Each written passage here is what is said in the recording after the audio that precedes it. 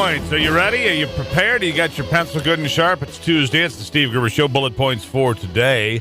Actions on TPP, abortion, federal hiring, and a lot more. Business leaders sitting down with the president. He says 75% of these regulations are going to be gone. Plus $7 billion, the big investment from a big overseas manufacturer that could mean a lot to the United States and maybe some more jobs. Plus the CIA director is confirmed. And more controversial, that's the key word, controversial people being selected and discussed for Trump's cabinet. And the word controversial is put in there by every single news organization. No matter who they are, they're all controversial. On the program today, Frank Vernuccio, Rachel Alexander from The Stream, Andrew Langer, Chad Livengood from Cranes Detroit, and Scottie Nell Hughes. Used to see her a lot during the Trump campaign. Where has she been lately? She's been preparing for her interview right here on the Steve Gruber Show.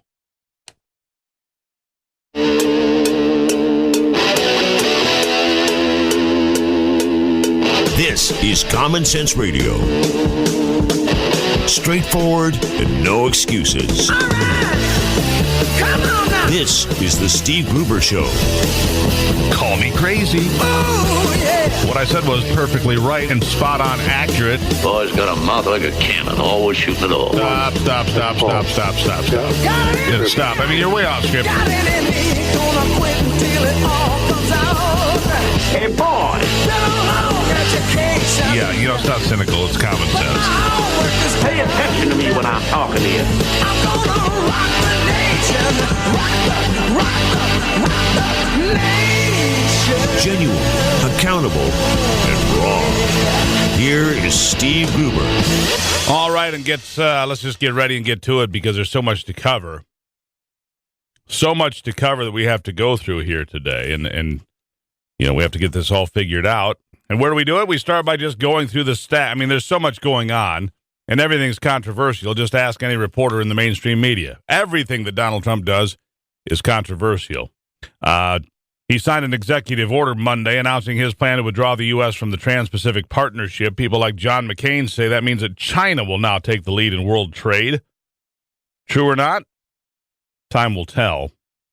But for union leaders, they were thrilled. For those that are representing the middle class in America, including union leaders, they say they're thrilled. The order fulfills, by the way, Trump's campaign promise to abandon the Pacific Rim Trade Pact early in his administration. For the record, Hillary Clinton said the same thing, that she would get rid of TPP.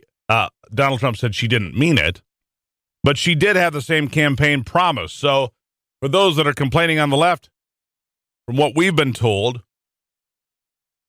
it would have been the same either way. The president also signed two other executive actions, one that places a hiring freeze on non-military federal workers and another that cuts off federal funding to foreign organizations that provide abortions. I had no idea we actually paid money for abortions in other countries, but apparently, well, at least until yesterday, we did for some period of time. Can you imagine? We're sending your tax dollars to other countries for such things. Something to think about. The White House yet to release full text on any of these actions, but they are pending. So stand by because it's all on the way. Trump flexing his muscle on executive power early in the administration in an effort to quickly fulfill his pledge to shake up Washington. And guess what? It's working. Reversing decades, they say, of free trade policies backed by Republicans and Democrats has long been high on his list because he says we don't have good free trade policies and we need fair trade. When we send a car, an automobile, this has been true for decades, by the way. And I'd have to look at the numbers today, but if you send a Chevrolet to China, the cost of that Chevrolet in China is, maybe Japan's a better example. Thank you for that. You're right. Japan's a better example. If you send a car to Japan, the tax that they put on the car for import is substantial. And that same car coming in from Japan, from Honda or Toyota or whomever, made the car here much cheaper. The Japanese-built car was much cheaper, and it made it much more difficult for American cars to compete in other countries. But now you know.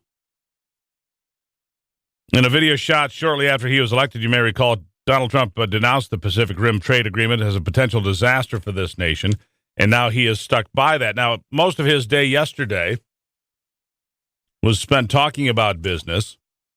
and watching who was going to be confirmed to his cabinet. Mike Pompeo was confirmed as the new CIA director. We'll get to that today. And in an aside, coming up here in a couple of days, Donald Trump, the one they accuse of avoiding the media, will be back in front of the big cameras, this time for ABC News. David Muir, the anchor of World News Tonight, will have a 1-hour special featuring Trump's interview. It's coming up, let's see here, Wednesday, tomorrow, 10 o'clock, across all ABC platforms if you're up for that. If you're not, guess what? We'll talk about it here Thursday. It's kind of the way the deal works, so you don't have to stay up late. I will. We'll get it covered for you, and through our team, small but crafty and nimble as it is, we'll get it to you. But during that sit-down, Trump sat down with CEOs from, well, a host of big companies. Dow Chemical, among them, Michigan's own Dow Chemical. That's Andrew Liveris. He was on hand. So was Elon Musk of Tesla and Kevin Plank. He's the CEO of Under Armour. You've probably heard of that company. Probably have it on right now. I usually do. But one of the things that Donald Trump talked about when he sat down with these are industry leaders, not just here in America, but worldwide. When he sat down with these folks, he says he believes he can cut regulations on business by 75%, maybe more. And at the White House, those 10 senior executives, he repeated his campaign pledge to roll back those corporate rules, arguing they have gotten out of control, and anybody that owns a business will not argue with that point of view.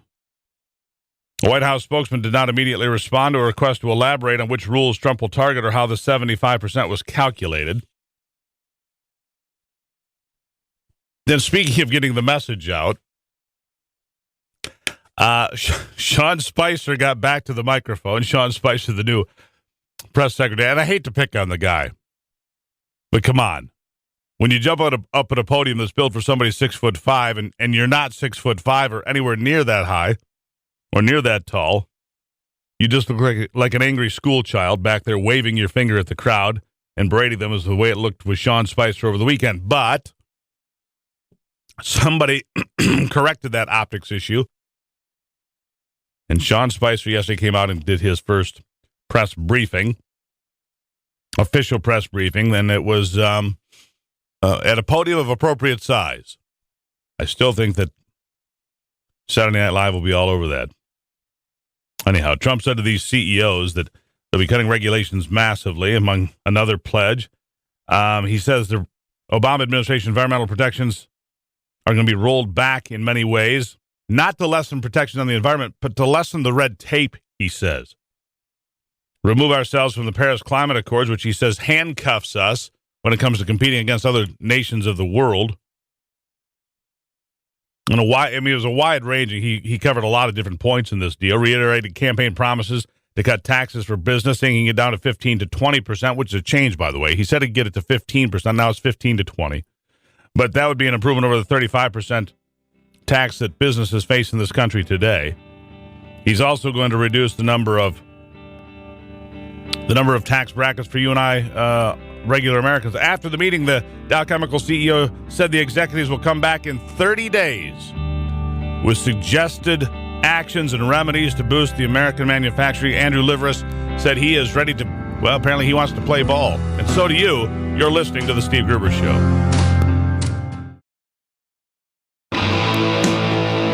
Michigan, born and raised with Midwestern values and Michigan common sense.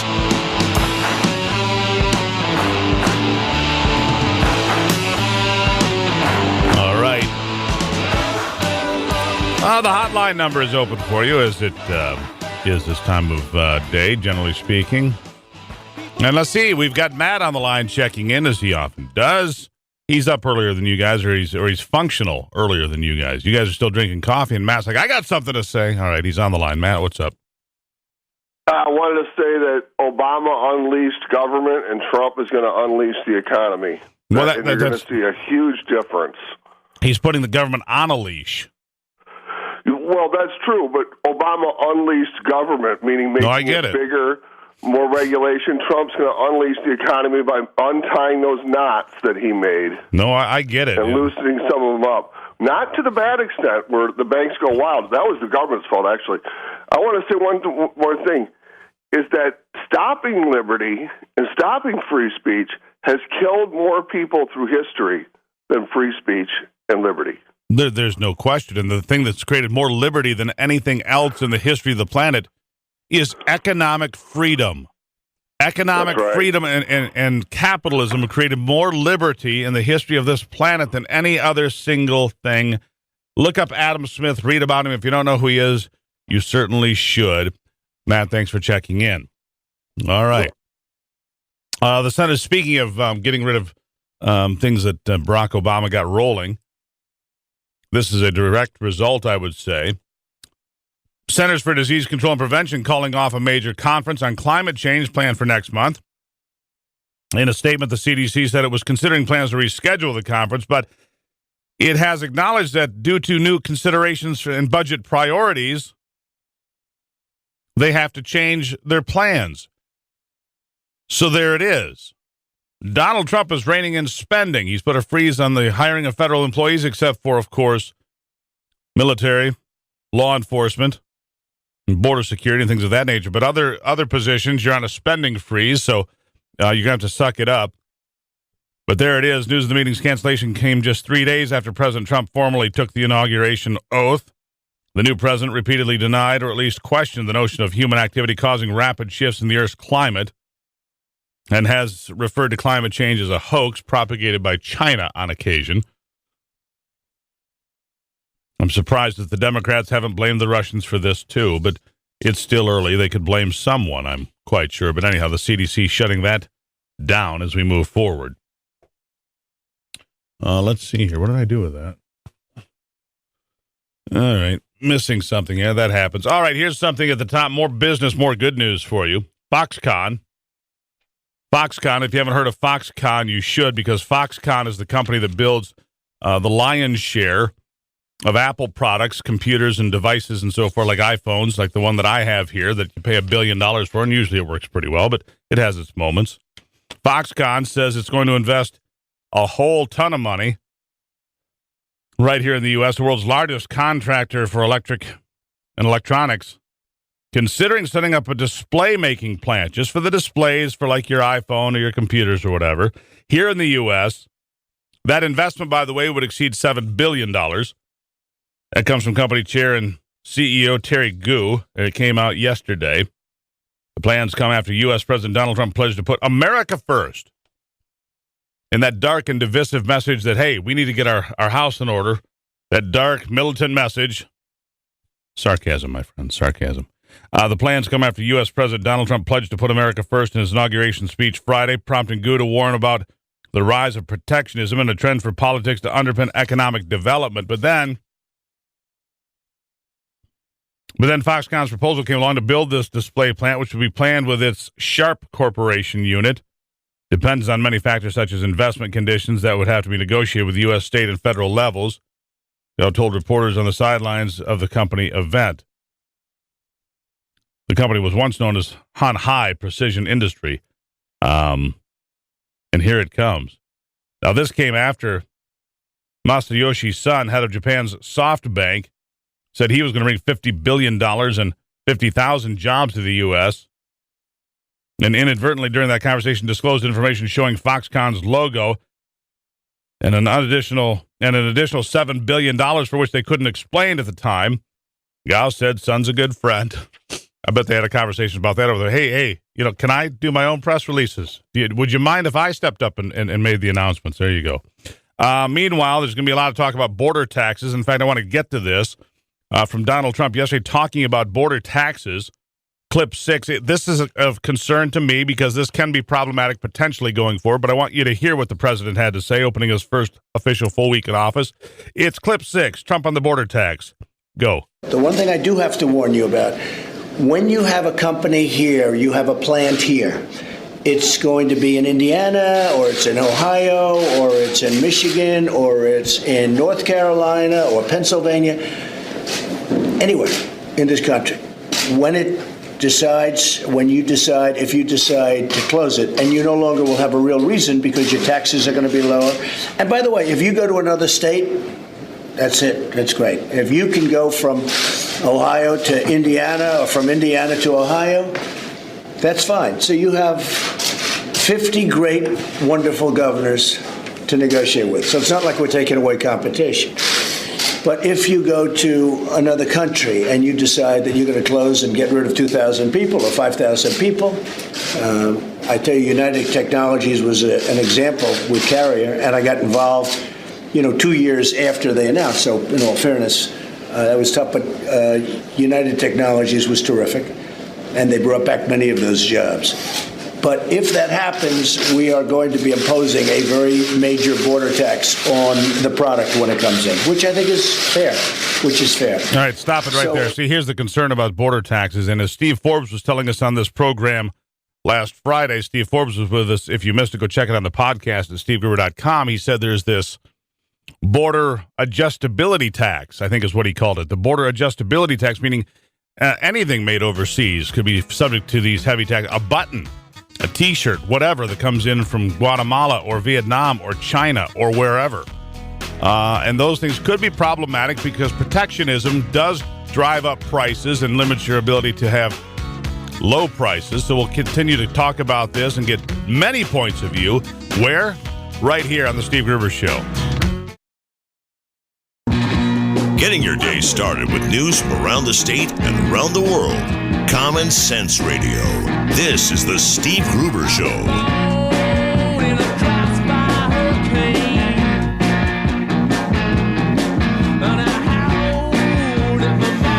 All right, welcome back to it.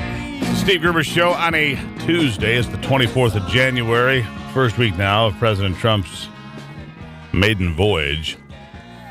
Some success, no real setbacks, except, the skirmishes in the press. I was on the BBC again yesterday. If you didn't know, I've been a contributor now to the BBC for several months. They had me on. Heck, I've been on a lot lately. That's the third or fourth time I've been on the BBC. We're going to post those interviews on the Steve Gruber Show Facebook page and stevegruber.com as well for your review. The one yesterday went for a half an hour. I was part of a panel, and I was talking about Sean Spicer and the battle between the media and the Trump administration. Good stuff to check in on. Right now we're going to Christopher Harris, Executive Director of Unhyphenated America, and he's here to talk about the underpinnings of socialism, Marxism, and liberal thought in America and in most places around the world in general, and the three basics of American socialism and where they start. Christopher, welcome back to the program. Hey, good morning, Steve. How's life treating you? Doing pretty well. Hillary's not president, so life is good.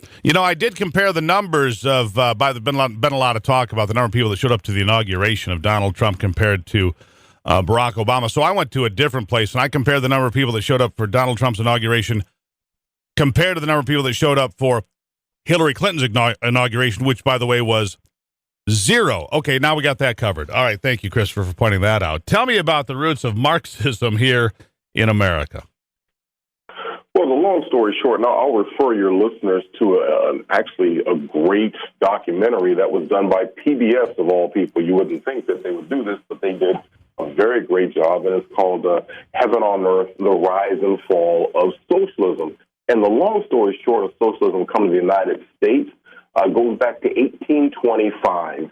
There was a British industrialist named Robert Owen, and he actually he had these ideas about how to build a society. And his ideas were so well respected that he actually had an audience with our Congress. So he actually spoke before a session of Congress, but he ended up buying a big chunk of land, an actually existing town out in New Harmony, Indiana, a place which is interesting because in 1825, Indiana was the wilderness. It was the Wild West. But they bought an existing town, and he and his followers bought this town. And long story short, Steve, in 2 years, using their socialist ideas, they took a town that had been started by a bunch of German Lutherans, an existing town, buildings, farmland, everything was ready to go. It was turnkey. And within 2 years of them using their ideology, everybody was broke and hungry. You mean to tell me, Christopher, that socialism, no matter how it's tried and on what scale, socialism, Marxism, liberalism in general, is an abject failure? You mean like it has been in Venezuela or Cuba or China, Red China, or Soviet Russia? You mean it fails every time? It's a shocker, Steve. It just really blew me away, the fact that it failed back then and that it failed today. But here was the three tenets of what they call socialism. They came up with the term socialism. The three underpinning tenets were, number one, of the traditional family and traditional marriage. They felt like that was something that was holding society back from being enlightened, right? Because this is part of the Enlightenment period. Liberals today are so much more enlightened than we are. But then the second thing was the end of private property rights, because they felt like, hey, having people owning things, that was just wrong, it's just bad. Although Robert Owen, who was the one who bought the land, he still owned the land. He still owned the town. Everybody else was, but, all pigs are equal, just some pigs are more equal than others, but there is no private property here. And the third thing was the end of traditional religion, more specifically Christianity. They weren't really concerned about Hinduism or Taoism or Islam or all that. They pretty much felt like this whole Christianity thing was a problem, and that was really stopping man from reaching his more enlightened heights. So once again, end of traditional families and marriage, the end of private property, and the end of traditional religion. And when we look, Steve, and I'm pretty sure as your listeners are hearing this, that sounds very familiar. Those three things that they focus on. Well, see, Christopher, what you're missing is, you see, capitalism is making America rich at the expense of the rest of the world. We're stealing from the rest of the world, you see. And we're destroying the world with global climate change, and it's America's fault because we consume too much, we use too much, we're too high on ourselves, we're too arrogant. See, you're missing the point. Well, they realized this, Steve, because they were so much wiser than we were, when they did this. And of course, here's something interesting. Karl Marx and Engels were big fans of Robert Owen. Now, the interesting thing, you can go back once again and check out that documentary, but even Robert Owen's son said words to the effect of, this scheme, or any such scheme that endeavors to give to those who don't work from those who do work is doomed to failure. That's kind of paraphrasing it, but after 2 years. Well, work ethic is, I think that's right. Work ethic is key to this thing, and they learned many decades ago when they allowed Chinese families to have a small garden plot that was their own, as opposed to the big collective farming operations. The little tiny patches of dirt they had near each of their homes produced more vegetables than the collective farms. It's pretty simple to figure out. If you're doing it for yourself and toiling for yourself and making things for yourself and looking out for your family, and maybe you can make a little extra for something for the bank, that you end up, whether you're the baker, the butcher, or the candlestick maker, you make better things. That's the way the world works. Let's be honest. Adam Smith knew that going in before the Revolutionary War. Yeah, but see, Adam Smith wasn't as smart as Robert Owens. He wasn't as smart as Marx and Engels. Obviously. And it's interesting. It's happened all over on every continent. Socialism has been tried on every continent, Steve, and the results have been the same. Really? Well, you can once again look at Venezuela. You brought them up. Natural resources galore, and people are starving. They're eating their pet. It's not safe to have a pet cat or a pet dog because your neighbor's going to eat them. I'm with that. Yeah, I've got that. So how do we? We took one step, a big step, in curing this illness, which I consider to be an illness. Because here's the thing: what is the definition? The definition of insanity is to continue to do the same things, whether it was New Harmony, Indiana, or Venezuela, or everything in between, including Cuba and Red China. If it fails every time, and you say, well, no, we just need more government. If we just had a little bit more government, it would have worked. Yeah. It's insane. Christopher, give me the last word. Well, long story short, President Trump, and I'm glad to not be saying President Clinton, but President Trump is on the right track. I said this on TV. I did the Turkish radio and television. If he can cut taxes, cut spending, reduce regulations, he'll be a great president. And he's on the road to doing that right now. Well, he's going to give it a good shot. Christopher Harris from Unhyphenated America, thank you very much. Thank you, Steve. Good morning. Talk soon.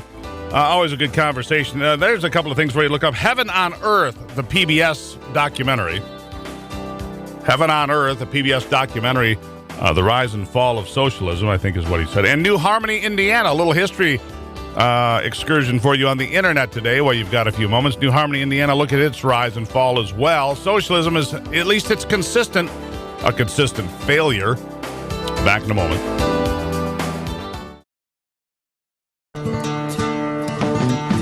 Keeping you in touch with Michigan and the world.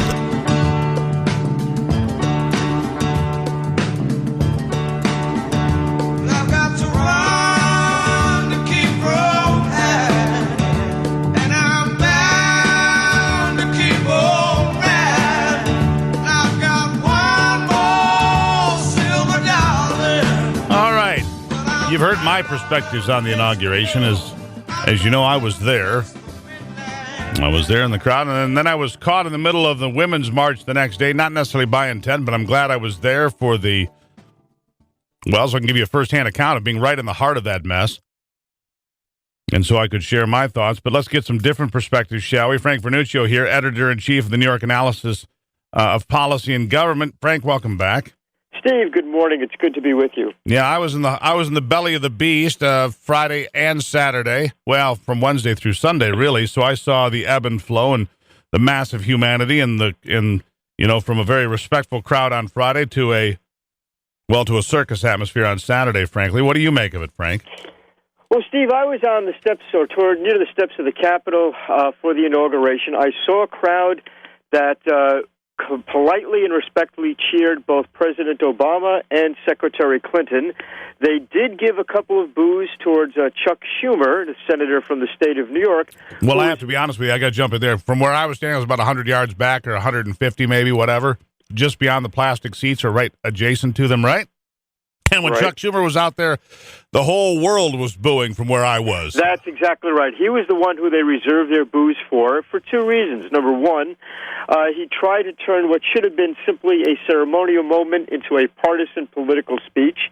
And number two, of course, he's disliked by many for introducing in the year 2014 a measure in Congress, it got 41 votes in the United States Senate, to limit the application of the First Amendment when it came to paid political speech. There were some long memories there, and I think that was part of the boos. After witnessing the ceremony, I had to go to the National Press Club, and I managed to pass, or had to pass, actually, McPherson Square, where the protesters were congregated. And it was quite a different environment there. Steve, I've been to a lot of protest marches. I've covered them for a number of different publications. But I've got to tell you, the signs and the attitudes at McPherson Square on Friday, the day of the inauguration, was something I think that should not have occurred. I can't repeat on a show like yours the number of buttons that said F Trump, that had other obscene slogans. The crowd was becoming increasingly hostile and, frankly, somewhat frightening. The signs, again, were ludicrous. I managed to actually talk to some of the protesters, get into a conversation with them, and I asked what their perspectives were that prompted them to demonstrate that day. I said, do you think that Trump is an arch-conservative that you really disagree with? And they said, no, he's not really an arch-conservative. Do you feel that he has done something particularly in his career that infuriates you, that he has a policy that infuriates you? And they said, no, we don't agree with his policies, but that's not necessarily why we're here. So why in the world were they there? I mean, I took a lot of video, and I heard the chants and the vulgarities, and I had my 12-year-old daughter, and there were things written on those placards I wouldn't let Absolutely. Let me put it this way. There were things written on those placards that would make Donald Trump blush. The responses I got, for the most part, were, number one, Hillary Clinton should have been given the presidency. And I asked, well, if that's the case, then how do you get over the fact that the Constitution says that she shouldn't be given the presidency? And they said, well, we all know Hillary is a better person and she deserves to be president. I said, do you dispute the constitutional process? And many of them said, if this is what it results to, yes, we do dispute it. A number of them also felt that Trump was, and here I'm quoting the standard line, misogynist, xenophobic, homophobic, et cetera, et cetera, et cetera. I have to say that it was one of the few times when I was attempting to interview people where I really did feel kind of threatened. Anyone near McPherson Square wearing a jacket and tie was immediately identified as a Trump supporter, whether or not they were. And there are some hostile comments thrown in your direction. Unfortunately, and I have to say this, but it's unpleasant, but there was a lot of people from the Black Lives Matter, and they were not particularly friendly towards white folk who were there. So that's a real problem. It was a very different type of environment. It was a laundry list of socialist agendas and complaints and comments. It had nothing. A women's march, maybe. A lot of them had the pink hats on, I suppose. But there was the laundry list of, and of course, then you have also the parasites that jump on board, of course, those being the socialists, because socialists are always parasites, and they bring their socialist agenda and their causes. You know, Donald Trump is the symptom, capitalism is the disease, right, and socialism is the cure, I saw on signs. Here's a question which seemed to confuse a lot of them, frankly. I said, you don't like the conditions that prevail in the United States right now, but for the past 8 years, the guy that you disagree with has held the White House. So, in effect, aren't you actually protesting against the past 8 years of the Obama presidency? And in response to that, I got a lot of really puzzling looks and ruffled brows and folks who shook their head and walked away. So it was, I think, a very confused crowd. They were not protesting just the inauguration. I think they were protesting the very existence of constitutional government in the United States. Well, there's no question. These fools can't figure out that from every place. We just had a guest on talking about this, from New Harmony, Indiana, in the 1830s to Venezuela and Cuba and Red China and so on and so forth. Socialism has failed 100% of the time, from what I can tell. It has never succeeded anywhere, no matter on small scale, large scale, and yet they have this mentality that if only we could crush the capitalists, if we can crush big business, if we can crush it and have more government. See, they hate the police, and yet they say they want more government. Wouldn't that mean more police? That's how intelligent these folks are, and they also decry capitalism using their iPhone produced by the largest company in the world. Frank, I'll give you 20 seconds for the last word.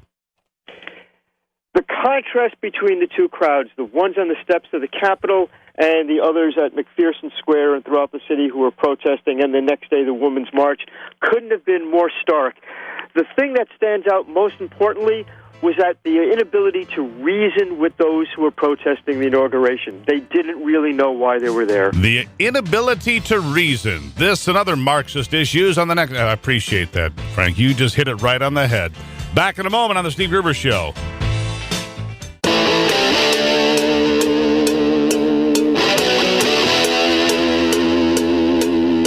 This is Common Sense Radio. Straightforward and no excuses. All right. Come on now. This is the Steve Gruber Show. Call me crazy. Oh, yeah. What I said was perfectly right and spot on accurate. Boy's got a mouth like a cannon, always shooting it off. Stop. Got it. Yeah, stop. I mean, you're way off script. Got it in me. Gonna quit until it all comes out. Hey, boy! Been a long education. Yeah, you know, it's not cynical. It's common sense. Pay attention to me when I'm talking to you. I'm gonna rock the nation. Rock the nation. Genuine, accountable, and raw. Here is Steve Gruber. All right, and welcome to it. It is Tuesday here on the program. Glad to have you on board with us, and I appreciate your support. I greatly do. This hour of the program brought to you by DTE Energy, providing safe, reliable natural gas to businesses across Michigan. DTE Energy, know your own power. On the Steve Gruber Show Facebook page today, you can find a whole host of postings by a Northern Michigan high school social studies teacher who likens Donald Trump's election and inauguration to being worse than 9/11 and Pearl Harbor combined. I can't make that up. Mark Pontoni likens the election and inauguration of Donald Trump as being worse than 9/11 and Pearl Harbor combined. You can go there and do your own research. Posted several articles from this gentleman who teaches your children. By the way, he played the Michael Moore anti-Donald Trump movie in his class here recently. When Barack Obama was inaugurated for the first time, he held special classes and so on and so forth. In an article posted here, he says he didn't invite anybody. He sat in his room with the lights off and shed some tears. Well, isn't that uplifting? Way to be a teacher. Way to be a social studies teacher and talk about civics in America. What a waste. At any rate, you can go check that out at Steve Gruber Show Facebook page. You decide for yourself. And speaking of the merriment and the lovely left, I talked about this yesterday. It has since gone even more viral. And I've got the entire clip for you. Now, we posted this clip on the Steve Gruber Show Facebook page as well yesterday, but I wanted to tell you this, and I've got the sound for you today that I can share with you. So this is important. But the left wing is always a dangerous place for a Trump supporter to get caught in the middle. Now, the one thing I told our daughter when we were down in the middle of the Women's March on Saturday in the middle of D.C. was just, don't make any smart remarks. She's like, hey, ho, ho. All you people have got to go. I said, no, don't do that. Don't do that. We'll just keep our mouths shut and, we'll just make our way through here. And, don't want to get in an altercation when there's 100,000 of them and you. I'm not here to be a Spartan. You know what I'm saying? So, anyhow, this woman gets on a plane with this gentleman sitting next to her on the window seat, Scott Kateski. Got on his flight, Alaska Air, Baltimore to Seattle on Saturday. He had no idea the woman sitting next to him would be an intolerant member of the left that would soon be on an incoherent, unhinged rant, but it was all captured on video on his phone soon.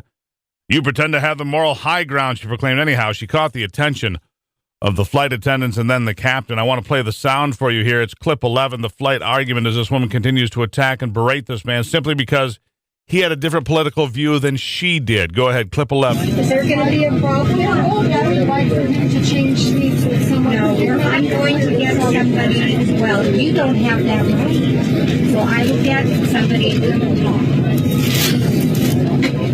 You pretend you have a moral high ground, but you put that man's finger on the butt. That man doesn't believe in climate change. Do you believe in gravity? Did you know gravity is just a theory? Anyhow, it's hard to hear, but she's talking about the moral high ground and how, Donald Trump's finger will be on the button and, and just went on to berate. And so then she finally gets up and she's escorted off the plane by police and the place cheers and she turns around and gives the whole plane the finger. Another classy member of the left. It's easier to hear, I've decided, by watching it on video on the Steve Gruber Show Facebook page. So take your time and head that way. But This is what you're going to be up against for a period of time until you push back. Being the silent majority is no longer enough. Being the silent majority is no longer enough because what you tolerate, your children will embrace. Think about that. What you tolerate, your children will later embrace, because if you don't teach your children, hey, I don't agree with that and here's why, and have conversations. Now, that doesn't mean that some of the kids are going to be more left or more right. Of course they are. They're individuals. But you should have open and honest discussions with them about policy and politics and leaders. And if Donald Trump says something outrageous, you say, that's outrageous. I don't agree with that, but I agree with this policy here. The most foul-mouthed man to ever occupy the White House was probably Lyndon Johnson. And that's based on a body of work and things that he said and things that were related to people. A body of work, I am sure. So Donald Trump compared to Lyndon Johnson probably is not a fair fight when it comes to racial slurs, general vulgarity, and so on and so forth. So, before you get too carried away from that, just keep an eye on that. All right, now, and while you're keeping an eye on that, keep an eye on this, because I'm going to warn you about something you need to know about, and that is, and this has been going on for a while now, the left, often fueled by people like George Soros and other financiers, are putting out there a whole bunch of new, quote, news sites targeting anybody on the right so they can put out fake red meat conservative news sites out there to get you to bite on things that are fake news so they can turn around and say, see? See, they're spreading fake news around. But the bait is being set by those on the left. They have nothing better to do with their time than to create chaos. And one of the ways they're creating chaos is to put up, news sites, if you will, that can then be shared on Facebook and Twitter. And then they can, demoralize you because when you're wrong because you've read something that looks like it's real and it's believable enough based on your experience with the world today, then they make sport of you. It used to be that The Onion was the only satire news site out there. And that site makes it clear that it's satire. But over the last year, there's been a whole host of news sites that are putting out, quote, news that turns out to be false. Now, let me give you one. The World News Daily Report, one typical example. Sounds very familiar to the conservative news site World Net Daily, which recently renamed itself to WND. The disclaimer on the site says nothing about the news being fake on the World News Daily Report. Instead, it it falsely states that the site is not responsible for inaccurate information. The fake site's About Us Frequently Asked Questions page pretends to cater to conservative Jews and Christians with a strong defense of Israel. Yet how are fake news articles helping Israel? The site has become so successful that the myth debunking site Snopes now lists its second on its field guide to fake news sites and hoax purveyors. And trust me, when the left gets bored of those, they'll create new ones, trying to convince you and make you look foolish, you see, because they have nothing better to do. Just take your time, read an article. If it doesn't sound like it passes the sniff test, it probably doesn't. 14 after on The Steve Gruber Show.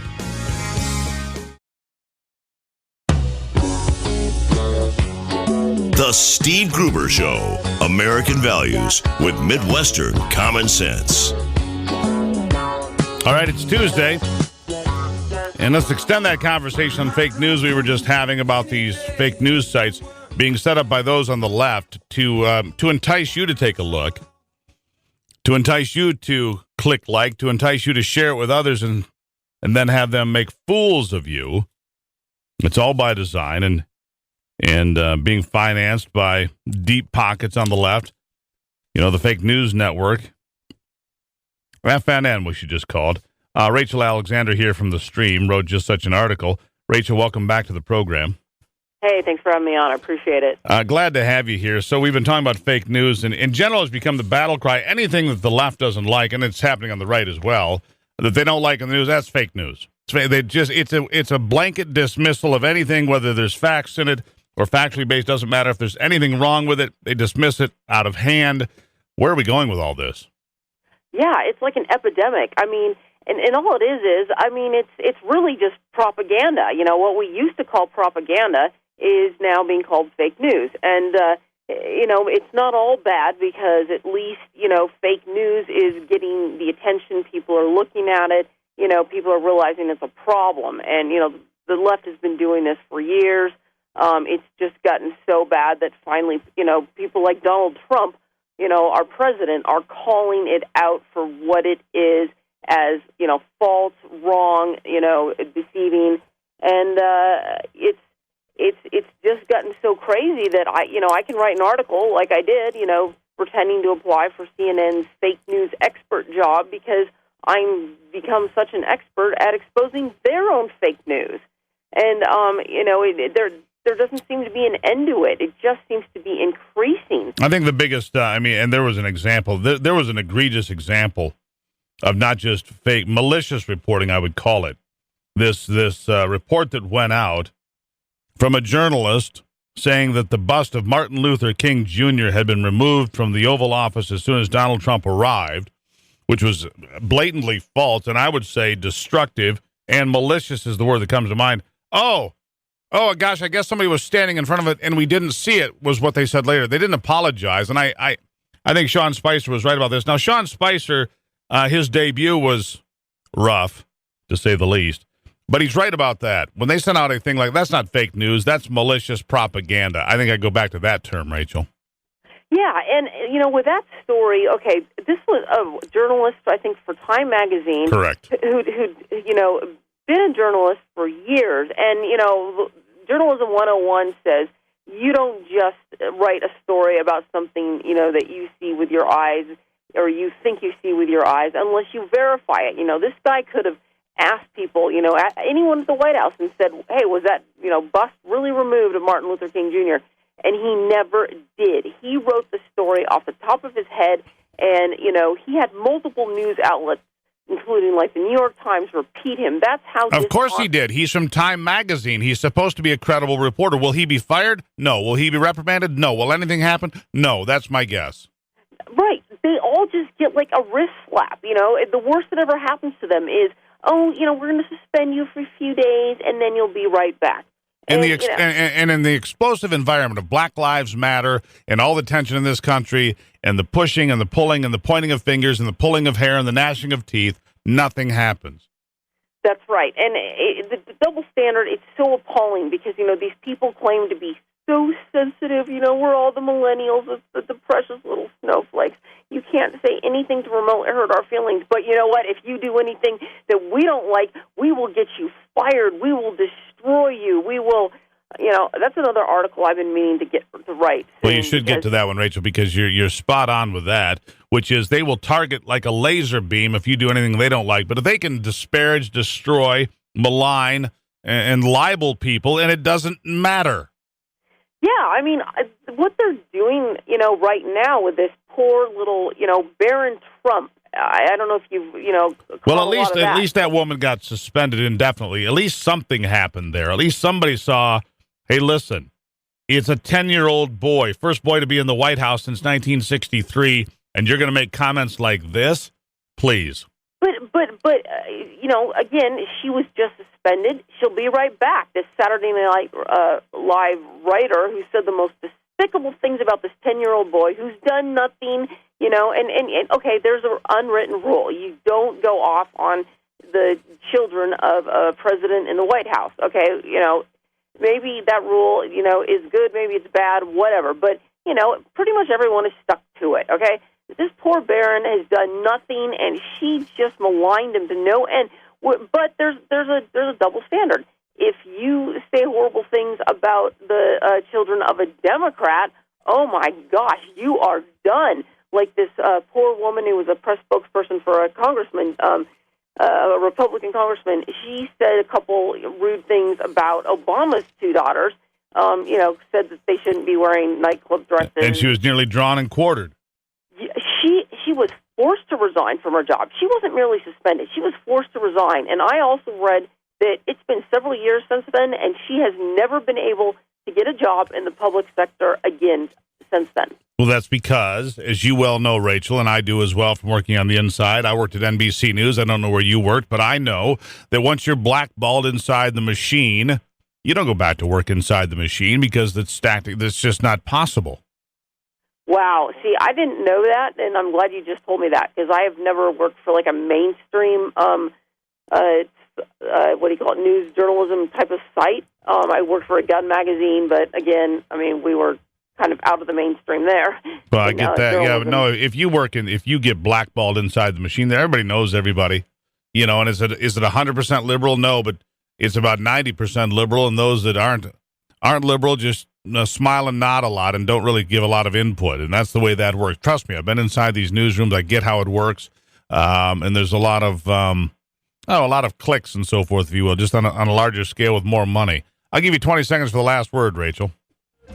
Yeah, all I can say is, what we need to do is, start getting ahead of this fake news cycle. I'm starting my own myth debunking site, a conservative version of Snopes. And we're going to be out ahead of all these stories and all these fake news, and conservatives have to just stay smarter than the left on this. Clearly. From The Stream, which you can find online, The Stream. Rachel Alexander, thank you very much. Thank you. Taking a closer look at the stories that affect you most with a big dose of common sense. Leaves are falling all around. Time I was on my way. Thanks to you, I'm much obliged. All right. Tuesday, the 24th of January, 4 days now since Donald Trump took the oath of office to become the 45th president of the United States. I saw Andrew Langer that morning in D.C. He was hanging out at the Hillsdale College facilities there on Mass Avenue, but we were going to try to get him on the air, and then it just didn't work out. It was craziness, Andrew, and I apologize, but you're back, and here you are. Andrew, good morning. Apparently, Ivy had been, I'd given me the wrong phone number, so she'd been texting me, and I hadn't seen any of them. But no worries. It was a crazy day, but an amazing day, to say the least. No question. You are the president for the Institute for Liberty, a contributor to the American Spectator and townhall.com, so many people familiar with those places and your work. And we met a few months ago and got to know you and had an opportunity to spend some time and explore your thoughts. And what do you think so far of the first 4 days? Obviously, I'll say this because I have to get this out of the way. I sure am glad they changed the podium for Sean Spicer because he looked like, well, frankly, a midget behind the Spicer. A little angry little school kid when he came out over the weekend. It was bad optics, Andrew. It was awful. And Saturday Night Live was going, we're going to be using that right there. Yeah, you know something, listen, it's funny because I keep reminding folks we have to make sure we don't get caught up in the same kind of baffle-garb discussions. I mean, optics are one thing, but if there's one thing we're now realizing is that this president is operating on a much different level than any of us anticipated. And let me tell you, Steve, you and I talked about this over the summer.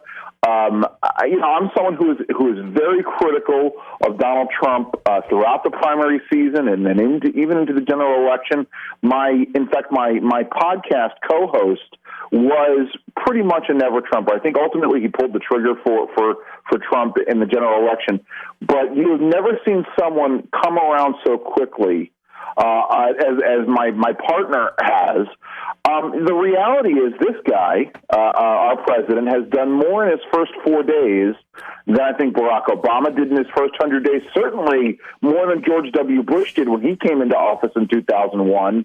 I mean, we're talking, did George W. Bush never even considered a hiring freeze and a pay freeze on civilian federal employees. Yeah, and that has happened, which has sent D.C. into a bit of a tailspin. You've got that going on. You've got Foxconn coming out and joining a whole host of other companies saying, listen, we're bringing jobs here. Trump talking to business leaders yesterday, the big CEOs, big hitters, saying that regulations will be reduced by 75%, maybe more. He says we're not going to do it at the expense of the environment. We're not going to do it at the expense of people, but we have to make it easier for people to do business. He got rid of the Trans-Pacific Partnership. We'll see if that was the smart move because now China says that they will take the lead in world trade. We'll see how that plays out, but nobody's more powerful than the United States in trade, and combined with Canada, we really cannot be touched. So I'm sure that it'll work out for us. Well, I agree. It's funny. We Institute for Liberty made a series of 11 recommendations on regulatory reform. The reality is, when you get down to it, I don't know what numbers President Trump is using. My suspicion is that he is using. Listen, this is going to be very, very devious if this is what he's doing. Now, we've always said that the Democratic numbers on regulatory costs are ridiculously low. My assumption, my suspicion is that Donald Trump is going to use those Democratic numbers, because you could cut those numbers by 70% very easily and reach some stunning costs. It's our from our perspective at the Institute for Liberty, regulations cost the American economy directly about $2.25 trillion annually. There are lost opportunity costs to the tune of about $38 trillion annually. But those are our numbers, and those are numbers that those are numbers that we've used over the years. So my point is, we could make what we consider to be very modest regulatory reforms. They could be very massive if you use the Democratic numbers, but very modest from free market limited government numbers, and produce tremendous economic benefits. And Steve, that's the bottom line here. Nobody in the end nobody serious is going to care about the optics. The American people are hungering for real substantive change as measured by a drop in the number of folks who are out of work, by real wages rising, by business formation. All of those things are going to be what Americans are looking at. This stuff that the left no question. is talking about. And what you're focusing on is what won Donald Trump the election, because I was just looking back at some columns I wrote a while back, and I said, and I believe this to be true, and I think you do too now, that the middle class of middle America was going to power Donald Trump. If he were to win, it would happen in places like Ohio, Pennsylvania, Michigan, and Wisconsin, which is exactly what happened. So when he goes out and he reduces regulation on small business, he gets a bigger round of applause from those places that were the key in the core to his election the first time. Also places like Iowa, North Carolina, Florida. When you boost these places that have been hurting, and the factories, as he put it, the tombstones of factories across America. Exactly true. It's time to get those facilities running again. Foxconn announcing that it's going to come back and open a factory. People like Carrier coming back and continuing to invest. General Motors, Ford, Fiat Chrysler, all investing in the Midwest. These are big pluses for Donald Trump, because these are the things that he checks off his list and says, I'm doing it for you, America, and for you, the middle-class working American. Well, listen, it's funny because when I say I was critical of Donald Trump for the campaign, and I'm man enough to admit this, I'm someone who has become so cynical over this that never in my lifetime have I really had a politician who campaigns on a certain number of promises and then actually moves to deliver on those promises, right? It's crazy, isn't it? It's true. Go ahead, Steve. It's crazy. He's actually doing what he said he was going to do. Right? I mean, listen, let's assume that this was a generic Republican who campaigned on getting out of the TPP. Now, I'm someone who generally supports free trade, but let's just say someone campaigned on getting out of TPP. The day they would come into office, they would immediately be backpedaling and saying, well, we're not going to get out of TPP, but we're going to renegotiate it here and there, and it's going to be all sorts of window dressing, and nothing is going to change. But you're absolutely right, Steve. The areas where America is suffering, anywhere off the coast, these are folks who have been clamoring for this kind of change. The reason why the economy has been stuck in a doldrums for 7 years is because small businesses have stopped hiring, small businesses have stopped forming, small businesses have stopped growing. And that is the engine of the economy. Small businesses provide 2/3 of all new jobs, or at least they did until Barack Obama became president. And they will again. And they will again. Yeah, that's exactly right. And don't underestimate this shift in the political landscape, and that is the shift of union households, although there's less today than there were 8 or 10 years ago, thanks to Barack Obama and his alleged support for unions. They got smaller, but now they have shifted. They support Donald Trump in large numbers, and if this continues, they will continue to support him in larger numbers. Andrew, I'll give you the last thought for 20 seconds. Listen, all I know is Donald Trump was very smart to bring on Curtis Ellis, someone I was highly critical of in the past. I bow down to Curtis Ellis's brilliance. He's the one who's brought these unions to the table for Donald Trump, and you had to just stand back in wonderment at it. Yeah, it's the art of the deal, Andrew. It's the art of the deal. That's right. All right, good talking to you, my friend. I'm sure we'll talk soon. Thank you. Look forward to it. There you go. From the Institute for Liberty, you can find Andrew Langer's musings on the American Spectator, townhall.com, and right here on the Steve Gruber Show. We'll be right back.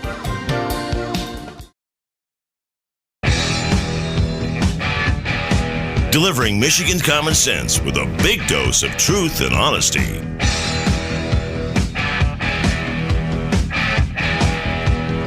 All right, it is Tuesday. My grandfather used to drive Packards. I've never owned one. They were gone long before I got around here. That's for sure. But according to our next guest, Chad Livengood with Cranes Detroit, the Packard plant owner is eyeing a spring construction start. The Peru-based developer attempting to resurrect the former Packard plant says it has secured financing and tenants to start construction this spring. And it's been a long time. A long time. Chad Livengood, welcome back to the program. Thanks, Steve. Well, you're going to be right on the front lines, aren't you, as Detroit continues to rebuild, reshuffle, and rethink what it is to be Detroit in 2017 for sure. Tell me about this. This is a big undertaking. Yeah, a couple years ago, a Peruvian developer bought the Packard plant at a Wayne County foreclosure auction for about $400,000. And this came after sort of the long decline of this plant, $3.5 million square feet. That is twice as big as most average American malls. This automobile plant is. It takes up, I believe, 8 or 9 or 10 some odd city blocks. It's 40 acres. It's a sprawling complex on the Near East side of Detroit, and has long been a symbol of ruin porn, essentially. I mean, people and urban explorers crawling all over the place. It's been well stripped of every last mechanical piece of metal of it, and most have basically just said it's left to die. But this developer, he's got some track record in foreign countries in putting money into these into these kind of ruins, basically, and turning them around. And what they did is they found out that the study of the building, that 90% of it is salvageable, and that's because the way it was constructed, it was one of the first steel reinforced concrete factories with really tough rebar throughout all the columns. That it's very hard to demolish it and tear it apart, and so. They're going to start this spring on the first building, which is right out on East Grand Boulevard, by this sort of iconic bridge that goes over the street there. That was part of the assembly line. It was once a nearly mile-long assembly line that went from one end to the other of the factory, and it went over this bridge. And they're going to restore the bridge, right? And they've got about 7 or 8 tenants lined up, and a lot of the hopes and plans for this thing have been delayed so many times. People don't believe it. So when I got a hold of 4 or 5 of the tenants who confirmed, we've signed commitments to lease space there, that makes it a little more real that this is actually going to happen. At least this first phase, it's only 120,000 square feet of a 3.5 million square foot. But you make a point there that's important that I should focus on, Chad, because, for example, being in D.C. this past weekend, I was in a couple of neighborhoods, and you talked to your Uber driver about the different places. He said, 10 years ago, this place was completely run down. But one house at a time, one block at a time, they've taken back entire neighborhoods. We've seen that happen around the country. We've seen it starting to happen in Detroit. So if you come back with 120,000 square feet and you put that together, then it's the next phase, and think about this. When that plant was abandoned many years ago, and as recently as 2009, they said it was not salvageable in any way. It's 3.5 million square feet total was when it was built back around 1903 and 1910 when it was finished. Huge place. So 120,000 square feet may not sound like much to some people, but to me, Chad, it's a big step in the right direction in rebuilding this manufacturing engine. Yeah, I mean, in Detroit yesterday, the mayor, Mike Duggan, announced the completion of a citywide assessment of residential property, and that found that 40% of the property is going up in value, which is a complete reversal from years of decline, and also just getting this is sort of amazing part.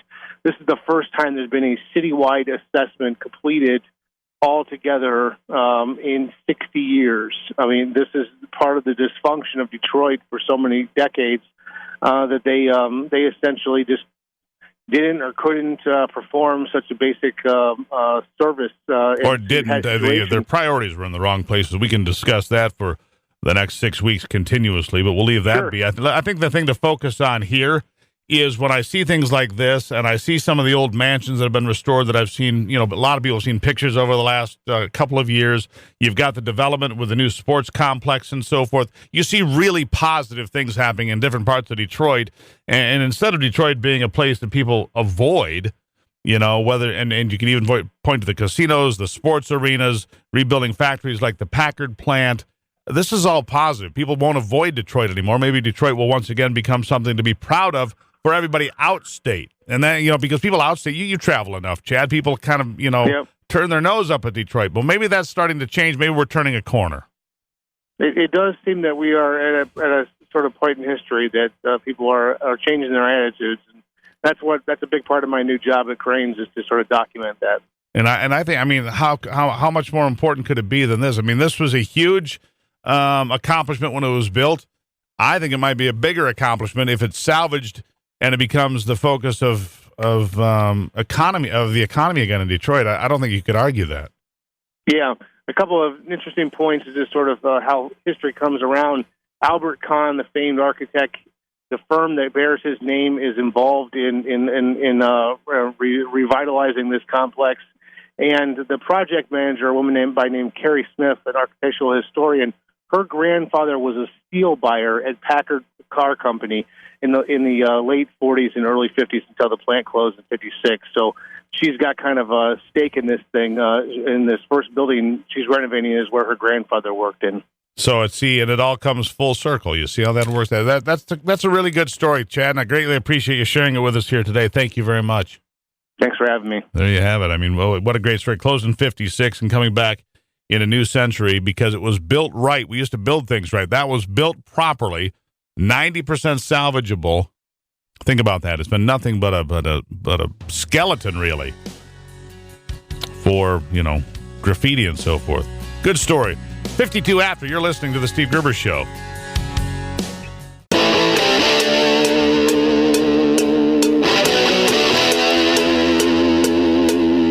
This is Common Sense Radio. Straightforward and no excuses. All right. Come on now. This is The Steve Gruber Show.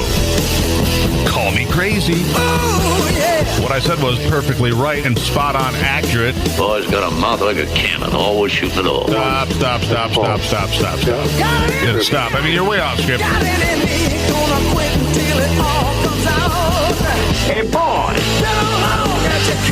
Yeah, it's not cynical. It's common sense. Pay attention to me when I'm talking to you. I'm gonna rock the nation.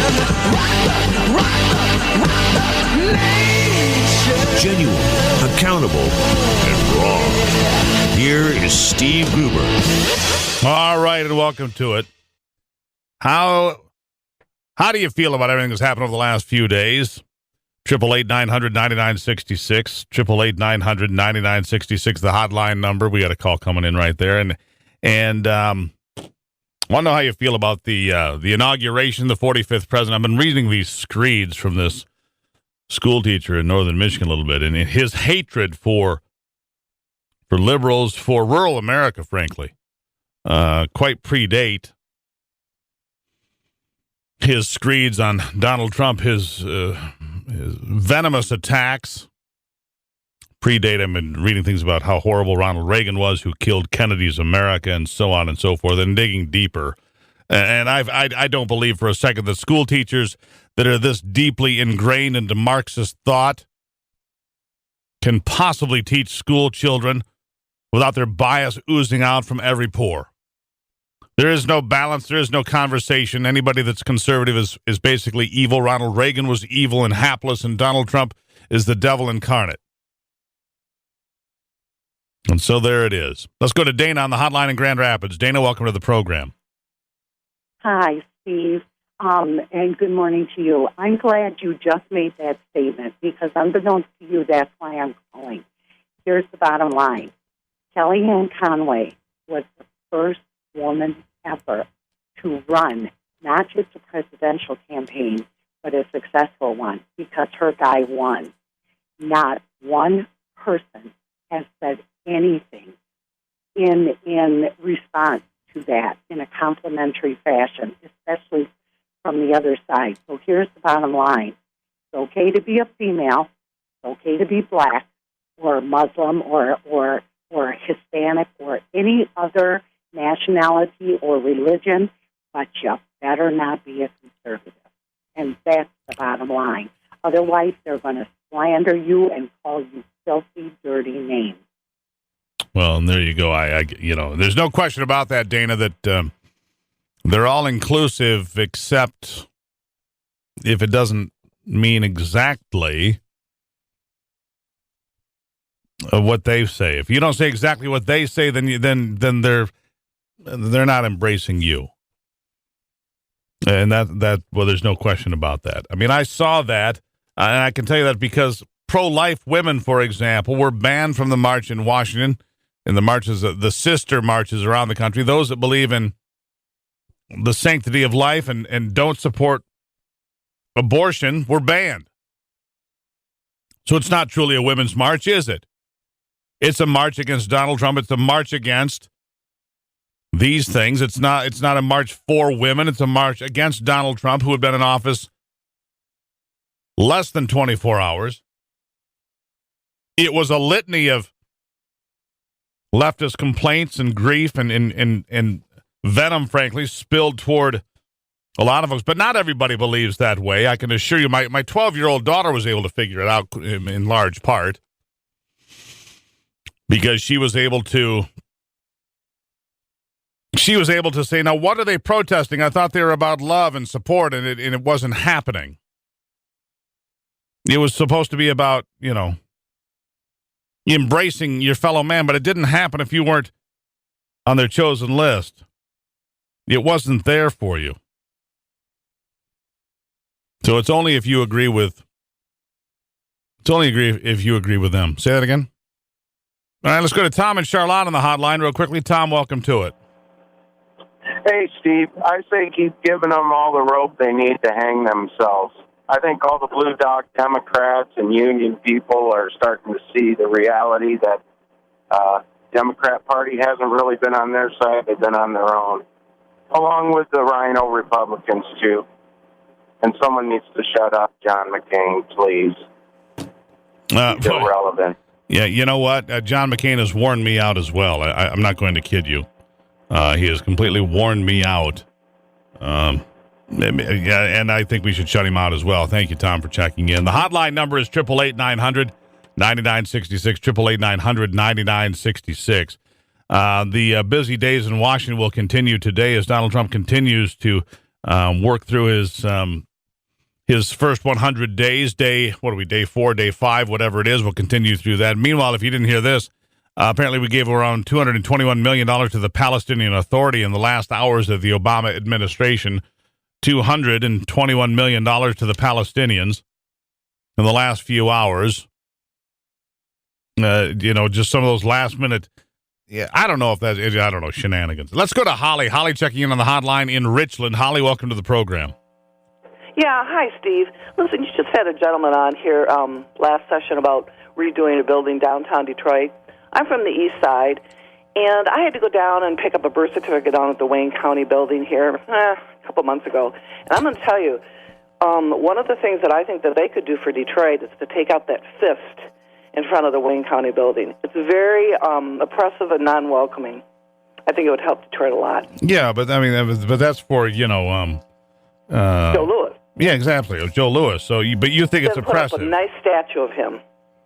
I don't disagree with that. I always thought there should be a full statue of him too, Holly. I guess I don't disagree with that. A full statue of Joe Louis would be cool, but the fist, I get your point. Yep. Because it smacks of something political, doesn't it? It really does, and I just think it's very non-welcoming and very intimidating. In Detroit, of course, I was there during the riots and everything, and I think it gives the wrong signal. And I think a really nice picture of a statue of Joe Louis would be fabulous. You know what? I'm not going to argue with you on that, Holly, and I greatly appreciate you checking in here, and enjoy the rest of your day. She's calling from Richland, WAAM WHAM, 1600 in Ann Arbor, the station of choice there. What do you guys think of that? You know the fist, downtown Detroit. You've probably seen it. Most people have that have been in this state for more than a bit of time. You've had some reason to go to Detroit. There it is, a full statue of Joe Louis. That'd be kind of cool. A brand new statue, something else that could be something shiny and new for the city of Detroit. I like it. Wouldn't mind a big old Gordie Howe statue either. I've been to one of those, but it was in Saskatoon, Saskatchewan, Canada. Gordie Howe statue would be real nice downtown. How about that? Other legends of Detroit. How about, Henry Ford? Just things to think about. Things that could give you pride in the city again. Things that could give you pride. Because, trust me, nobody turned and looked down their noses at Detroit when Henry Ford was pumping out Model A's and Model T's and life was rocking. The arsenal of democracy in 1941 through 1945, nobody looked down their nose at Detroit then. It's time to, as my mother would say, time to clean up your act. Let's get to it. It's the Steve Gruber Show on a Tuesday. Glad to have you on board. We'll be right back.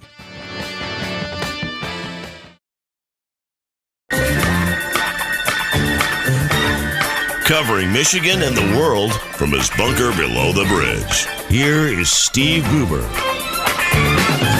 they won't let you. Now you must do 8:18 after. It's a Tuesday, and then you feel free to jump on the line anytime at 888-900-9966. This hour brought to you by Like Law, trusted, confident, with integrity and experience. If you need the right answers, Like Law, Lyke, and we thank the folks at Like Law for sponsoring us last week during our tour of Washington, D.C., including the inauguration, the Women's March, and all the things that we were able to see and follow through on. My next guest here, Mark Mills, who says, the Department of Energy really has a fake name. Mark is a fellow at the Manhattan Institute, CEO of the Digital Power Group as well. Mark, welcome to the program. Good morning. Thank you. So the Department of Energy, the one to be head up by Governor Perry, who he thought at one time the department shouldn't exist anymore. You seem to agree that maybe that's still true. Certainly in part. I mean, the problem is the Department of Energy, which was created by President Jimmy Carter in the late 70s, has bolted two things together: the production and management of the nuclear weapons complex for the military, along with civilian energy activities. These are only vaguely related things, and 70% of DOE's budget, nearly 70% of its budget, is all military-related activities. So, if you're hold on, let me jump in there. So why wouldn't that be under the DOD? Why wouldn't it not be Department of Defense? This is going back to history, but the Atomic Energy Commission was created as a civilian agency to keep it out of the Department of Defense at its origin. It's maybe not a bad idea, but it doesn't belong in the Department of Energy. At least make it a standalone sub-cabinet agency with no teeth, just responsibility. Well, so let me ask you this: Jimmy Carter created this department while he had his sweater on, I'm sure, sitting around telling us that we were going to be out of oil in 10 years. All nonsense, all just complete garbage. While he, floundered around in Iran. Well, we'll just get back to we'll get to all of his crimes here. Anyhow, the point being is, what has it ever done for us? Has it ever really helped domestic production? Has it ever helped ease dependence on foreign oil? No. Private business did all of those things. Private business and fracking led the American energy renaissance, still does, still leading, still winning, still beating the Middle East, even when they lower their prices or cut their production. We still beat them. But the federal government has spent over $150 billion just in the last 15, 20 years, never mind going back 40 years. Good Lord. Trying to find alternatives to oil, and this failed. But, look, the Department of Energy does do some good things. They have terrific basic science operations, great research scientists doing excellent work that's been very valuable to the nation, this kind of long-term basic science. And that's the kind of thing that the government can do well, because the private sector doesn't really invest out 20 years and 40 years. So, listen, I'm in support of that mission. I'd like to see more of that and less money given to kleptocrats and buddies and donors to build stuff that doesn't make any difference, basically corporate welfare. We could stop doing that. Now, hold on. See, I'm going to change you something. It's corporate socialism is what it is, really. People call it crony capitalism. It's crony socialism because they take your money and mine and spread it around. Yes, you're right. It's a combination of those two things. But look, realistically, it's not complicated. The mission that they set out, and you got it right, which was 40 years ago, which was to eliminate dependence on oil imports. They failed at achieving that mission in terms of what their programs were. It didn't happen. It happened, as you said, because of the private markets and shale. Knowing that, why not change the focus to things that they've been good at, which is basic research? And that's sort of the whole point of my piece. I wouldn't get rid of the Department of Energy and leave it the name. People are very attached to it. Let's just restructure its mission to make it do what's sensible and stop. Let's get rid of it. You want to get rid of it? Yeah, why not? I mean, seriously, it's another government bureaucracy that I think has overlap and duplicity with other agencies. I mean, seriously, what does it do that's truly unique? And you've just explained to me, not a hell of a lot. Well, it's if you do it by the numbers, you could say not a hell of a lot, because the total R&D budget's relatively small. It's sort of in the 15 to 20% range. Mm-hmm. But that's actually good work. Look, Ronald Reagan, who I'm embarrassed to say by virtue of age I worked for in his White House, he tried to get rid of the Department of Energy, and it was only a few years old then. And if he couldn't pull it off, I don't know. I can't believe they let you into his White House as a toddler at that young age that you were. at that time, Mark. I was still in shorts. I was still in the diapers. Okay. Yeah, I suspect you were. All right, but here's my other question for you. As long as we're heading down this road, how much of that budget from the Department of Energy during the last 8 years, say specifically the last 8 years, may have been spent on such important pursuits as global climate change? Well, that's. I mean, you put your finger on something that's infected every agency in the federal bureaucracy. Billions and billions of dollars. No one has actually accounted for it. I think one favor the Trump administration could do for the American people is just do an accounting. Answer that question. How many billions of dollars in every agency from HUD? I mean, believe it or not, there's money being spent in HUD and in Interior, in NASA. Every agency has something to do with a big budget on climate change. I just add it up, tell everybody what we've been spending on it, and then that's when you can begin to clean it up. And if you want to do climate research, which, by the way, basic research is good. It is good. Let's focus it on the people who are doing the real research in the research entities. Yeah, people, boots on the ground type people that are in the Arctic or Antarctic or Montana or Alaska or in Africa or wherever they might be. I am really looking, you mentioned the Department of Interior. I am really looking forward to Rinke being confirmed. I mean, this is a guy who is the commander of SEAL Team 6. This is a guy who really knows how to get things done. And I am sick and tired, frankly, of the people taking this is a controversial appointment. Every appointment Donald Trump's made is apparently controversial, according to every news organization. How can everybody be controversial? Well, it's because, we know the answer to that. You know the answer because it's a Republican Party by definition.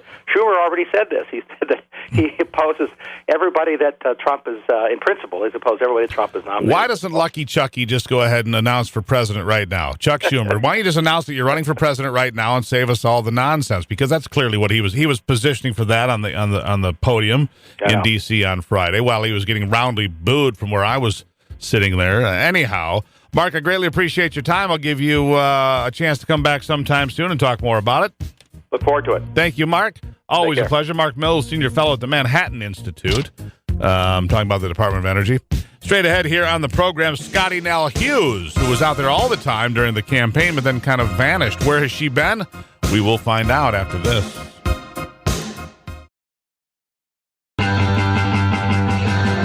Getting your day started with news from around the state and around the world. Common Sense Radio. This is the Steve Gruber Show.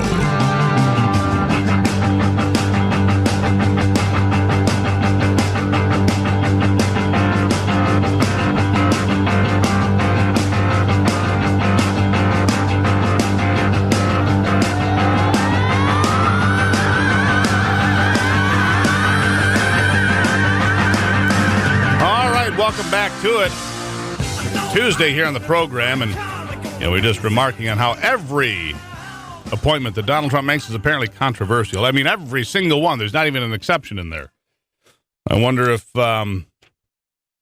Congresswoman Wilson, the new person nominated to head the Air Force, Air Force Academy grad, one of the first 3 classes that accepted women, I wonder if she'll be controversial as well. Well, my next guest was all over during the campaign, but I haven't heard from her much lately. Scottie Nell Hughes was working for CNN at the time, I think. National spokeswoman now for freedomvine.com. Scottie, welcome back to the program.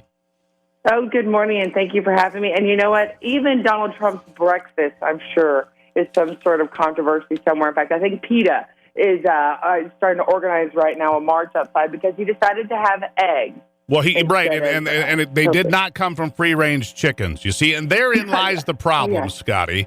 That's right. You can kill the chicken, but it has to. That's only though if it was already enslaved. No, I mean that's how ridiculous. I think you're right, Steve. That's how. But we knew that was how it was going to be. I don't think actually this is worse than I expected because the full-on hissy fit, the histrionics from the media have actually been impressive at their level of disdain and chaos. I've actually been impressed with how far out of whack the media has gotten from several places and several circles. Aren't you?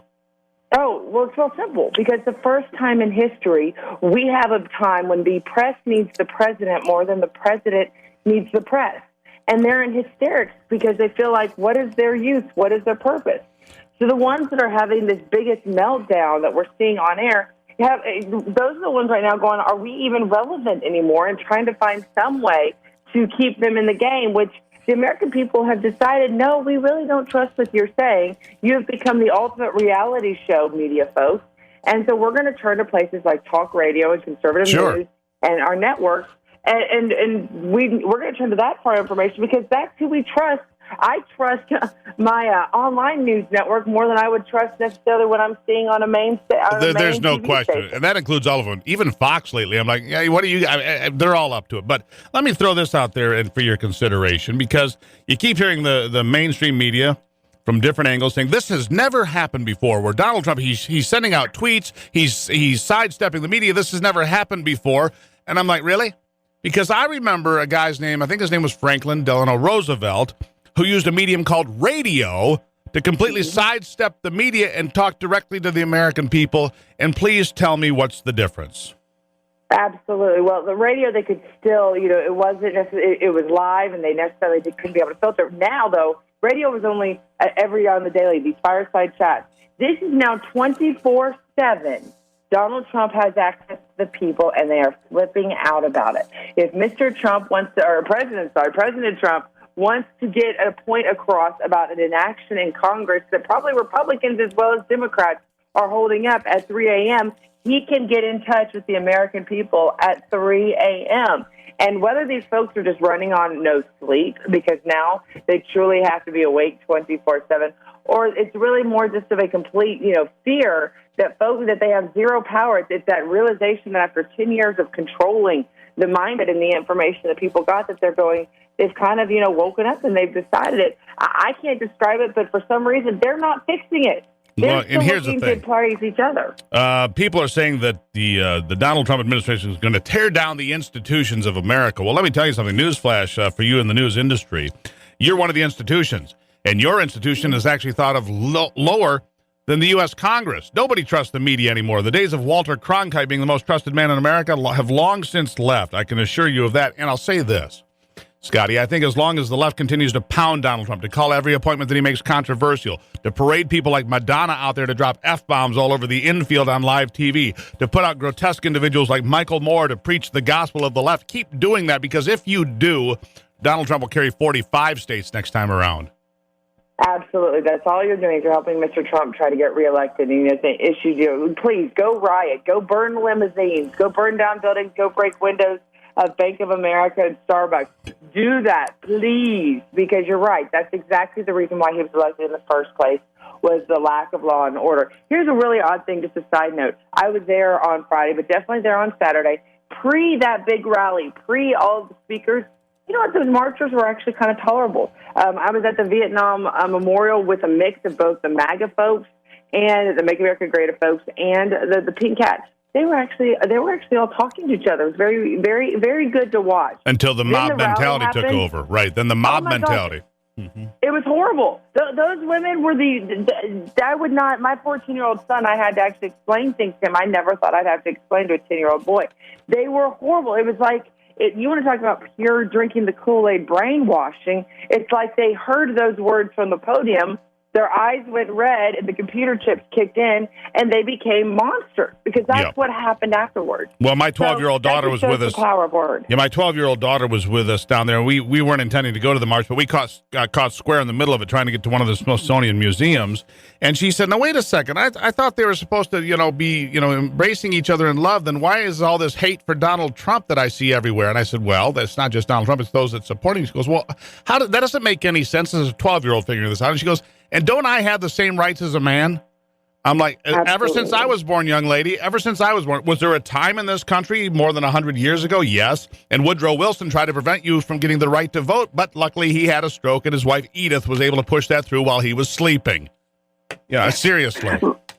Well, and that's the whole thing. I doubt that our suffragettes did what they did so that women, and went through the persecution they did so that women could wear body parts on their head. Yeah, that's not attractive. That's just not a good look, is it? That's not what our founding mothers, in my opinion, for the 19th Amendment, what they had in mind. But that just comes to speak right now about why supporting people like yourself and talk radio and conservatives, once again, as they're being demonized. You're right, even more now. The temper tantrum is worse now than it was in the beginning. So, I joined onto this project because it was started by a bunch of the Tea Party leaders going, we're going to have to find some ways where we're looking at our friends on Facebook and Twitter being silenced and being taken off because they post an anti-progressive meme, or people like Milo being kicked off Twitter because of his tweets. We've got to find a way that our people can still communicate with each other.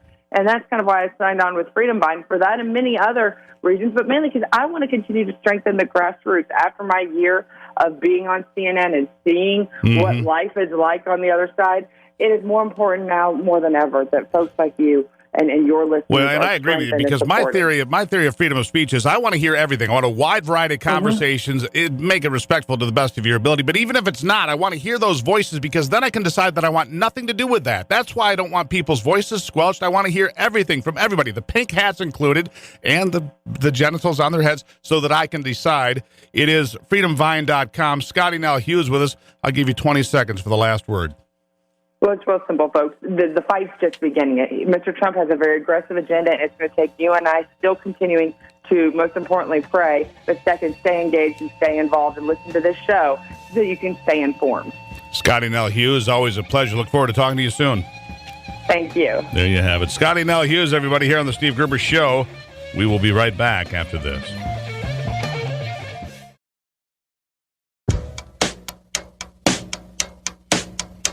Genuine Michigan common sense on display every day. All right, we're going to shift gears for a few minutes here, talking about something totally different. We've had this conversation before, but looking for an update, I suppose, and see where this tug of war goes. It deals with underground nuclear waste storage near Lake Huron. And as you can imagine, a lot of folks not pleased with that concept. Beverly Fernandez is a spokesperson for Stop the Great Lakes Nuclear Dump. Beverly, welcome back to the program. Well, thanks for having me on again, Steve. Okay, for the folks that maybe don't know what we're referring to, let's give them a little backstory explanation of the concern and what the story is and what the argument is over.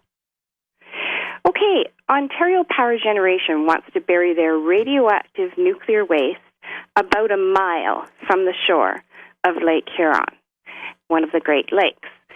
So, now, of course, doesn't sound good on its face, and there are a lot of problems with this. Let me just give you one, probably the strongest one. There are only 3 deep nuclear waste dumps on our entire planet to have actually held nuclear waste, and they have all leaked. And where are those? Any in the U.S.? Yes, there are 2 in Germany. One is in the U.S. It's the WIP facility in Carlsbad, New Mexico. And it leaked a couple of years ago. A container exploded. 22 workers were contaminated, and the radiation traveled up through the mine and down to the next town. Okay, but was there any resulting problems with that? I'll play devil's advocate a little bit, because here in the U.S., we have no place to move nuclear waste anymore because nobody will move it. In fact, everybody that lives in America for most of my life paid a surcharge on their electric bill. You didn't even realize it was there. Billions and tens of billions of dollars over many years, because it was all supposed to be moved to Yucca Mountain in Nevada.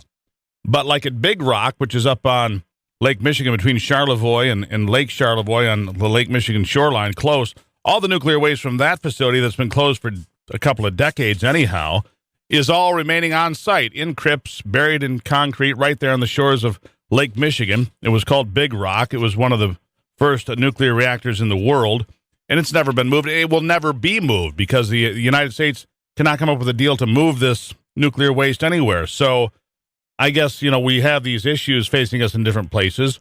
What are we to do about it? Well, that's true. We do have these issues, and there may be logical, reasonable places to move it to, but what we are saying, burying it less than a mile from the Great Lakes where 40 million people draw their drinking water. Well, that's exactly what we have at Big Rock. That's my point. We have nuclear waste from the Big Rock facility. Not a mile. It's 200 yards, maybe. And it's there, and it will never be moved because the environmental groups will never allow it to be moved. It's not going to get on a rail car. It's not going to get on an airplane. It's not going to get on anything. It's going to sit there. Okay, well, if it's encased in concrete, the nuclear industry has decided that this stuff can be stored safely there. But what this plan wants to do is drill and blast into rock less than a mile from the lake and stick it down in that hole. Well, no scientist or geologist can provide us with a 100,000-year guarantee that this nuclear waste dump will not leak and contaminate the Great Lakes. I can't speak to what you already have in the U.S., but I can speak to this is not developed yet, and we want to stop it. Now, okay. So there's the backstory, and where is the project at this point? I guess my first question is just looking at hydrology and the flow of water. If, for the sake of argument, let's say there was a terrible catastrophe, it would not affect all of the Great Lakes, as it would flow south and then into Lake St. Clair, Lake Erie, Lake Ontario, and the St. Lawrence Seaway and head to the ocean. It wouldn't go back up into Lake Superior and in Lake Michigan. It doesn't flow back up into Lake Superior. That's correct. That's the lake that it would not likely affect. But Lake Huron and Lake Michigan are considered the same lake. Right, I understand that, but it wouldn't head north towards the Straits of Mackinac and over towards Chicago, because it would flow south and then to the east. But I'm not saying that's not an important concern, especially for the people that live along Lake Erie or Lake Ontario, like Buffalo and so forth. I'm just trying to get an idea of the amount of people affected, which is a vast amount of people potentially. So what is your alternative? Well, our alternative is not our decision to decide where this should go, but what we are saying is bury it far from people and far from the Great Lakes. Well, you have to choose a spot. Ontario's a vast province. It's the size of France and Spain combined. That's right. It's the largest of the 10 Canadian provinces. You've got that right. That's right. So why put it less than a mile from the Great Lakes when there's a vast area that it can be put into? We don't have to bury it right beside the Maybe you should call your friends in Manitoba or Saskatchewan and see how things are there and see if they wouldn't mind, housing some nuclear waste for a few thousand years. Well, the thing is, this is an Ontario project, and they're looking at Ontario. Well, here's your problem with Ontario, though, that you face back to hydrology and science, Beverly. Ontario has an interconnected water system and aquifers that are all interconnected like a spider web, both above terrestrially and below ground, subterranean, that it all kind of connects. And if you had a fracture, an earthquake, if you will, or something that occurred, a natural disaster, all of the water systems, whether it's a mile from the Great Lakes or 100 miles from the Great Lakes, are all eventually interconnected, are they not? Well, no, we have up here what's called the Canadian Shield, and it's granite rock. And to my knowledge, there are, not aquifers, et cetera, in that granite rock. So that is, to my knowledge, one of the places that, traditionally for years in Canada, for decades, was suggested as a place to safely bury. And why did they decide against it? We've only got about 20 seconds. So why the decision against the Canadian Shield for protection? Well, because it's very convenient for OPG. The Bruce nuclear power site is on that location, and so they want to take the easiest, most convenient list. Well, there you expensive. go. Well, Beverly, there you go. Now, how do you feel about those coal-powered plants that you've closed all of them in Ontario now? I'm just joking. I'm just being smart. Beverly, I greatly appreciate your input. Always a pleasure having you here because you're passionate about what you're talking about and you bring good information, and that I appreciate. Thanks, Steve. You have a good day. Beverly Fernandez, everybody, fighting the underground nuclear waste disposal facility near Lake Huron. What do you think about that? 52 after.